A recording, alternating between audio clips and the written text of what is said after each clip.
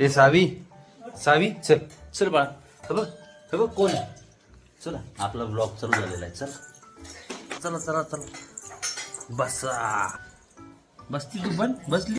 आमच्या ब्लॉग मध्ये तुमचं खूप खूप जास्त स्वागत आहे. ही आहे माझी बाची सावी. कोण आहे तू. सावी. ये सावी. तू पिंकी कुठे बाळा तुझी.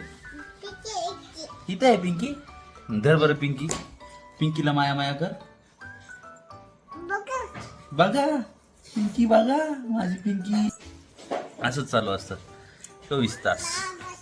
मामा काय करायचं. काय करू. अरे ती नाही बस. ती बाहुली आहे ना.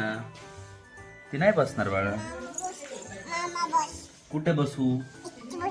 इथे बसू. बघ बसली बसली ती. साऊ बसली. कुठे बसवायची आता. इथे बसवायची. काय करू. काय करू. हे काय ही सावी.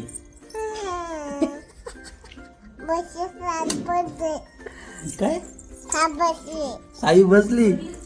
माझी सावी. अरे ही काय सावीची ना. हे बाई कुठे आहे बाळा सावी. इथे. Very good. कुठे झाडू ग. ए साऊ.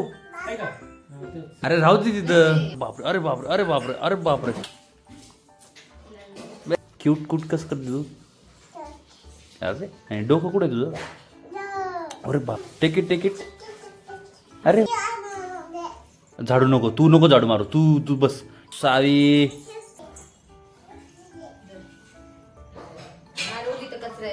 मार.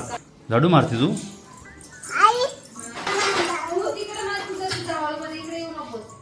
चल लवकर इकडे. अरे सावी मी खाली चाललो. कोण आहे. निखिल आहे मी. छत्रपती शिवाजी महाराज की. ये कुठं जायचं. नाही नाही नंतर येताना आपण गाडीवर जाऊ. बाय म्हण. अरे गाडीवर नाही जायचं. आपण नाही का चक्कर मारू. मोठी चक्कर मारू. मग आपण गाडीवर जाऊ. चालेल. चाल. Hi guys. खूप दिवस झाले. आज पुन्हा कॅमेरा सुरू करतोय आणि तुम्ही पाहतात मिनी ब्लॉगर.